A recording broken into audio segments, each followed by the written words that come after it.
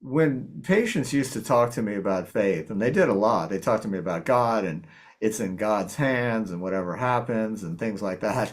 I arrogantly thought it's not in God's hands, it's in mine. I won't think that anymore. And in fact, I was uncomfortable a lot of the times when patients were trying to talk to me about their own spirituality because I didn't have that. I think now, if I were in the hospital, patients talking about religion and God would not make me uncomfortable. I think I'm just better versed in it. Welcome to Ira's Everything Bagel, where I talk with intriguing people about everything, their passions, pursuits, and points of view. Please like, share, and subscribe. It really helps the channel, and I appreciate it. I'm not Jewish. That's how my guest today answered questions about his identity for most of his life. Dr. David Weill is the son of a Jewish father who escaped Nazi Germany and a Southern Baptist mother. And while raised in New Orleans, religion wasn't part of the conversation. Instead, medicine became his calling. As a leading organ transplant specialist, his work defined him until a crisis forced him to confront the questions he had long avoided. Who am I? Where do I belong? Well, that search led to his powerful new book, Tell Me I Belong, a journey across faith and generations, published by Union Square and Company, and it's to the conversation we're having today. To learn more about David, you can visit David Weill, and spelled Weill, davidweill.com. Follow him on LinkedIn, Facebook, and Instagram. And David, welcome to the show. Thank you. Thank you for having me. Absolutely. How much lesser was a crisis writing the book than the crisis you faced? And we'll talk about what the crisis was. How, how, Well, how was it when you were writing the book itself? uh, interesting. It was quite a journey. It moved around in time and space, and also geographically. I really, literally went all over the world with this book, and got to meet a lot of interesting people, and it was profound. It was a very moving experience all around. I bet it was. What was for you the crisis that caused you to all of a sudden ask yourself, well, what am I? Who am I? Where am I? And all of those whys and other I, questions. I had a pretty classic midlife crisis where I was beginning to have some professional disillusionment with my job as a transplant specialist. I ran the transplant program at Stanford for many years and became disillusioned with modern medicine and the hospital politics, and watching patients die became very difficult to me. And this was all in the face of having lost my father also, who died during that period, as somebody who I was very close to and was my North Star, if you will. And so when all of that happened, right around the time I was 50 years old, I began to really investigate more about my true identity. And what was the spark that set it ablaze in this sense? When you started to question your identity, was there one thing you came across, either a letter, a book, a diary, a conversation with your father, etc.? Was there one thing that set you on that journey, besides obviously questioning, who am I? Yeah, there really was. So throughout my whole life, my parents didn't raise my sisters and I with any religion. As you mentioned in the outset, I'm the product of a Holocaust survivor and a Southern Baptist mother from Selma, Alabama. And we didn't have any religion growing up. We couldn't answer the question, what religion are you? And so I eventually, after many, many years, took on Catholicism as my religion, went through a formal process to become Catholic, was fairly happy with Catholicism and being Catholic and being able to answer that question. And then my mother, just a few years ago, and this is what actually started my whole journey with the book, she told me, oh, by the way, I converted to Judaism before I married your father. And so by Jewish law, therefore, I was Jewish. And Correct. so even though I was happily identifying as Catholic at that time, I began to really question it and wonder, am I in fact really Jewish? Can we back up for a second, though? You said that you were raised obviously in an environment where religion wasn't an issue, or not an issue, but wasn't part of your life growing up. So, what drew you to Catholicism or to any religion at that point before you then hear about Judaism? Well, I think that the my spirituality really happened, really sparked in the hospial, and seeing the things that I saw talking to patients who relied on religion to get through a very difficult time, a transplant operation. Absolutely. Really sparked that in me. And then Katrina, Hurricane Katrina hit my hometown of New Orleans. I wasn't living here at the time, but it got me interested in what I thought was a biblical event, more or less. And I started reading the Bible front to cover, and I did it 3 years in a row. And the problem is, I didn't have any context for what I was reading. And it also didn't sit well with me that my wife at the time, devout Catholic, and my kids were raised Catholic, and all of that was going on. And they would go off to church every Sunday. I would go off to the hospital, my own place of worship, and it just didn't sit well. So I decided to become Catholic at that time. And then the change happens. You flip it. You're in the world of religion, let's put it that way. And all of a sudden, well, you have a choice of A through Z of religions. There's Buddhism, etc. But what was now the spark that flipped you from Catholicism to Judaism? And was it a was it a significant moment when Yeah. that clicked in your mind? I think it was when found out that my mother had converted to Judaism before she married my father. She didn't really have a great explanation for why she did it, but she just said that's what people did. And she's 90 and wasn't able to really explain much beyond that.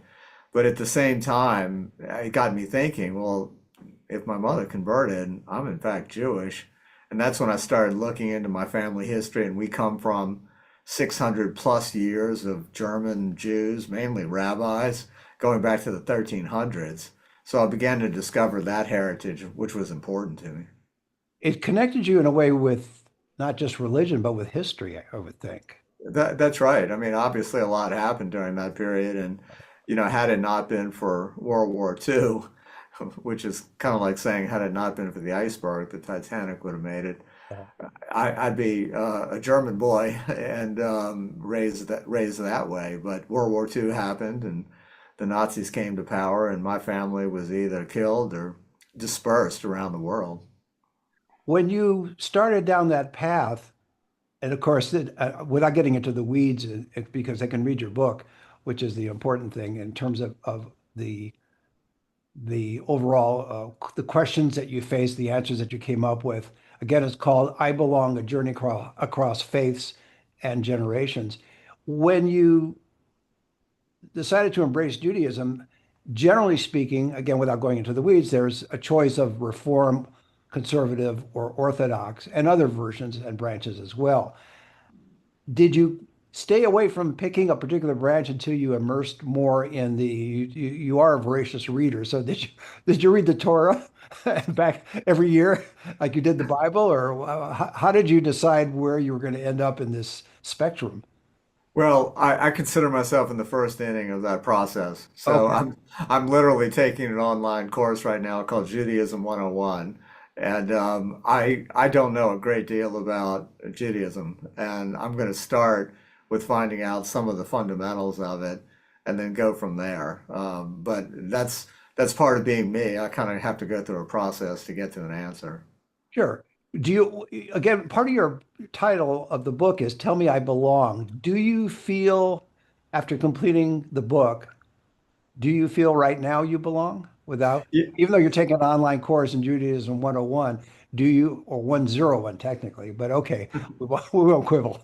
But at any rate, do you feel you belong? I do. And I think the connection finally came when I looked at this long family history in Germany. In fact, the last section of the book, I visit Germany and hang out in the villages that my family was from, and my last name is all over billboards and street signs and cemetery plots. There was a lot of us there. And I think at that point I really connected with the family, and I connected with Judaism in that way. And I think it took me doing this whole project in order to do that. As part of that overall journey, are you also looking to go to Israel and explore that part of Y- it as well? Yeah, I went to Israel once in 2011, but it was more, I can't really say it was a religious quest. It was more of a political quest back then. I went actually with a political organization and went with my closest friend when I was living out in California, who's Catholic. And we both went really because of our interest in the politics of the region rather than the religion. But I'm certainly going back now. That's for sure. When you finished the journey and you wrote the book and you looked at what you've researched and people you've talked to, are you firmly committed now to your current religion? I'll put it that way, of Judaism. I mean, are you there for the duration? That might be the way to phrase it. Yeah, I think I really am. I think this process really was about finding my way back home. And I think it was there all along, but I had to go through my own path to get there. I have thought about it my whole life. I've thought about religion my whole life, actually. And I think I just needed to find that way home. And I think I finally have. So I don't think there's going to be any deviation from here. The interesting part that I thought was when you mentioned earlier that your father was your North Star, that there was a reluctance on his part, I'm assuming this, to discuss Judaism with you, even though your mother converted in order to get married and have you as a child, and therefore you are automatically Jewish, is the way it usually works. But why was there a reason? Was it because of the Holocaust that he just didn't want to talk about any of that? Yeah, my father didn't talk about what happened in Germany at all, and neither did his father, who was in a concentration camp. And not only that, my father was not a believer in religion at all. In fact, he was a man of science, and he's one of these science-oriented people that doesn't see the evidence for a religion and therefore is not a believer. In fact, he often quoted the Karl Marx saying that religion is the opioid of the masses, and he took some degree of pride in that. He was not only not an adherent to Judaism, but to really all religion. Well, I guess I'm confused then. Why did your mother feel she needed to convert if he could care less? It's an excellent question, and one that I posed to her in a variety of ways, and she really couldn't come up with a firm answer. She really mostly said, "That's what people do. That's what I did." So it was a time and period situation where at that point, at that time, that was considered the thing to do if you were going to have. I think so. They got married in 1958, and I guess that was something that people did back then. But she certainly didn't do it with the intention of raising her children Right. Jewish. Right. No, I understand that. When you were at Stanford and you said you had issues there with the politics, et cetera, did you also find some sense of comfort with the chaplains and rabbis that would have been at Stanford in terms of a hospital setting? Definitely. Some of my closest allies, if you will, the people that I was closest with in the hospital were hospital chaplains. And I think that those folks gave me a lot of help as I was watching people that I cared a lot about die, and people barely make it, and people come back from the afterlife, and all kind of different experiences that I write about in the book.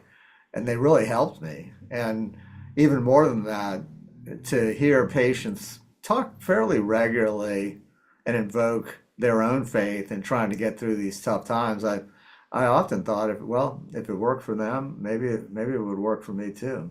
Despite your father being an atheist and obviously never spent time in a foxhole, because That's exactly right. there are no That's exactly atheists in foxholes. right. When you think about your career, though, and you mentioned earlier in our conversation about leaving because of the politics, but wouldn't your skill and your talent override those concerns and those objections because you're saving lives in many cases? Yes, you don't always save a life, but you certainly save X number of lives. Isn't that almost more important than your own personal feelings about politics or issues? Yeah, it did for a long time. The abilities that I was given to impact people's lives really sustained me for a long, long time.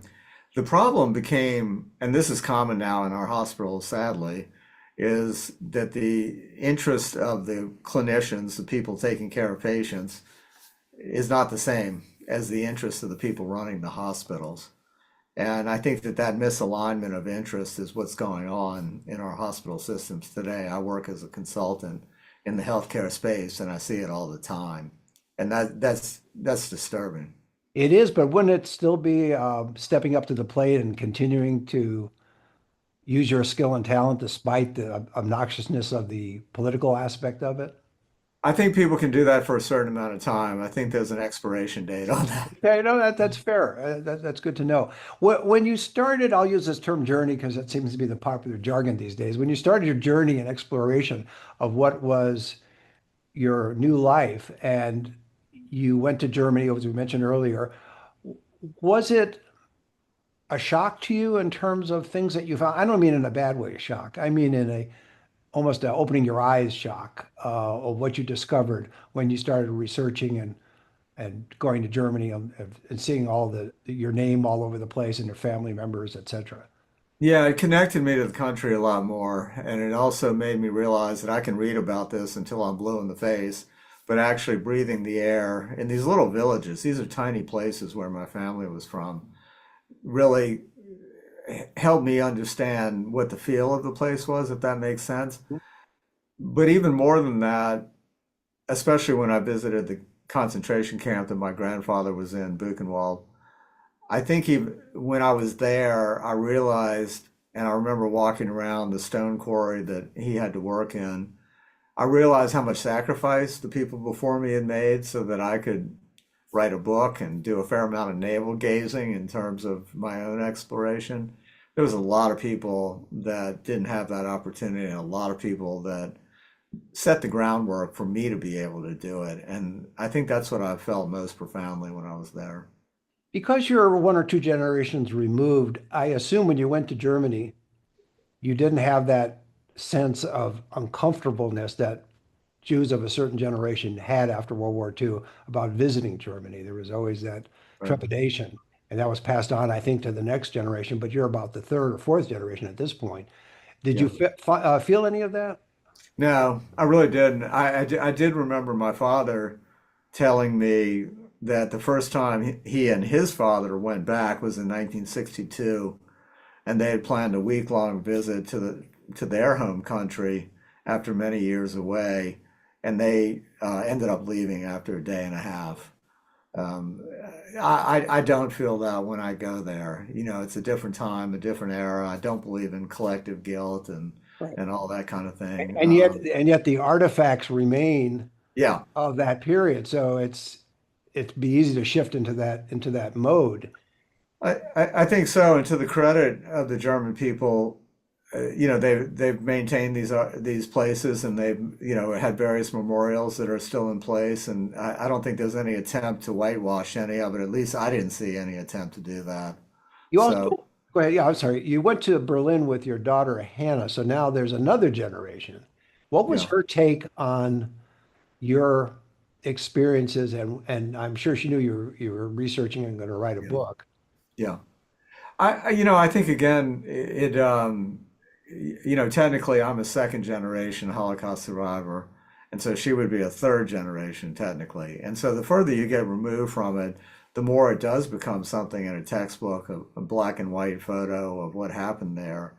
But I think she can understand just watching me go through that process and watching, and she knew my father, and trying to understand that she had some connection to all of that. It's more remote, but I mean, she still has a connection to it. And I thought it was kind of neat because I got very interested in this concept you may have heard of and your listeners may have heard of called emotional inheritance, or inherited trauma is another way to talk about it. Right. And it seems to really pass from generation to generation, especially in Holocaust survivors. But I have a feeling that it's going to stop with her generation. I don't think she's going to feel that. I think she's too far removed. What was her take on your decision to convert to Judaism and to follow this path? My whole family was supportive, actually. I think that they very much know about the struggle I've had with religion generally, and just want me to find a home, and you know, pay less attention to which home I find as long as I find one. So the whole family has been very supportive. And there's a lot of commonality among religions as well, I think so. with some exceptions, of course, but even so. And I think too, in the area you deal in the medical world, there, I'm sure, is a divide among doctors too. You have the doctors who are very skilled, who are atheists or agnostics, and you have doctors who are have a faith, whatever that faith is, and yet they still perform their medical duties. But they see things, I think, in a different way. And would, if you were practicing today, would you see things in a different way? In other words, when you saw recovery as a miracle, but then also death in some cases, which is not a miracle, but it happens, you'd be able to square the circle in a way as a man of faith versus as an atheist performing medical duties. Yeah, I think I would be a different doctor today. And one thing that would be, I think, even bigger, more important, is when patients used to talk to me about faith, and they did a lot. They talked to me about God and it's in God's hands and whatever happens and things like that. I arrogantly thought it's not in God's hands, it's in mine. I won't think that anymore. And in fact, I was uncomfortable a lot of the times when patients were trying to talk to me about their own spirituality because I didn't have that. I think now, if I were in the hospital, patients talking about religion and God would not make me uncomfortable. I think I'm just better versed in it. And I think a way to synthesize that is that it's not in God's hands or in your hands, it's God using your hands. I think that that's right. I think so. But as a young physician, we think the good outcomes are due to us, and unfortunately, we also think the bad outcomes are due to us. And Yeah. it's a double-edged sword, trust me. I'm just staying with the hospital for one more second. In the world that you worked in, the transplant, for the doctors that didn't have any faith and they would see death, would there be an emotional reaction in general to the death of a patient from a doctor who doesn't believe in any faith at all? Or do they just sort of say that's part of the price, the cost of doing business in a way? I think I saw a lot more of the latter, next patient, who's next, move on. And doctors also are notorious for not exposing their own emotions to each other. So how these folks were processing all of this at home, I don't know. But I saw more of, this it's a risky business we're in. This happens, and they kind of move on. I saw that pretty commonly. Yeah, I would think that in a way that takes away from one's humanity, even if they deal with it at home and process it at home. But when you're in the hospital setting, when you have a family gathered around someone who has passed away because the transplant didn't work, you would think it would open up more people, but evidently it doesn't. But I guess all humans are different in all kinds of different ways and how they react to things. I think that's right. I mean, when I was younger, I would also try to move on quickly from patient to patient. And then as I got sort of later in my career, I actually started to have more trouble emotionally watching a patient die. And in fact, what's interesting or probably not surprising is the families actually, when they saw me tear up when we lost a patient, I think it connected me to the families much more than just, okay, well, I'm sorry, thank you, and then move on. I think toward the end of my run in the hospital, I felt as connected to the family members as I ever have. What do you want people to take from reading your book? Are there two or three main points about what you want to communicate? Because it's your personal journey. Again, I use that word journey. It's your personal story, and yet you're writing it for a wider public. So clearly, there's a message that you want to communicate, and it may be one message, it may be three, and if you have three, that's fine. We have about 4 or 5 minutes left. So why don't you tell us what you want people to get out of the book of reading the book? I think the main thing, and this is one misconception I had when I started doing this work, is that I was one of a very few people that had struggled with their own religious identity. I literally thought that it was a very uncommon thing and that most people could easily identify with one religion or the other. That's not true. as I did this work, I met more and more people that had similar struggles, and they would tell me about them. And now, as I've gone out to promote the book, people are telling me that they've also struggled with the similar thing. So, as a writer, all of us, and in my previous two books, are the same thing. I want readers to see themselves in my journey, and I think probably the most important thing. But probably a subtopic of that would be, and I think you touched on this earlier about the universality of all these religions. We are a very tribal people, and we want to join one team or the other. But at the end of the day, these religions are a lot more similar than they are different, and I wish we would stress that rather than the differences that we see people stressing all the time. My journey was more about finding out who was my team, but it certainly was not a repudiation of anybody else's team. It would never be that.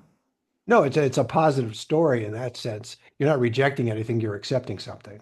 That's exactly right. When you think about it, if you were still at Stanford and still working in the transplant area, would you have been able to write this book? No, I don't know that I could have written any of the three books that I've written. What are the other two books? You might as well mention them while I have you. Yeah, so in 2021, I published a book called Exhale, which was about the emotional roller coaster of doing my kind of work. And because I couldn't quite go far enough because it was nonfiction and there were certain sensitivities around it, um, I wrote a novel about the world that I lived in, about a very arrogant transplant surgeon who wasn't me. So that was good. Um, Writing books it's a great endeavor. I love it, but it's all encompassing, and anybody that writes a book will tell you that. So I don't think I could be, an 80 to 90 hour a week transplant doctor and write books Right. on the So side. your first book was Exhale, and the second book was All that really matters. All That Really Matters. Okay. Yeah, yeah. Well, before I let you go, when you finished writing the book, was there a sense of, to use the title of your first book, was there a sense of exhaling? Definitely. This one took the most out of me by far. The other one's kind of spilled on the page. This one took a lot of inner searching, and I frankly was glad to be done. I really was. And now I'm in the phase, the book's been out less than a month, but I'm in the phase now where I'm going around talking about it, and I'm glad to be talking about it rather than still writing it. Although once you're done with the promotion side, then you can exhale again. Yeah, that's right. Oh, yeah, Yeah. that'll work. That usually takes about as long as the writing part of it does in my experience. Well, that's a great way to leave it. My guest has been Dr. David Weill. He's the author of Tell Me I Belong, A Journey Across Faiths and Generations, is published by Union Square and Company. The book is available on Amazon, Barnes& and Noble, bookshop.org, and all the usual places. And for everything about David, go to David Weill, that's Weill, davidweill.com, and follow him on LinkedIn, Facebook, and Instagram. And David, thanks for being on the show. Thanks for having me. I enjoyed it. Thank you, and join us every Thursday for a new schmear on Ira's Everything Bagel.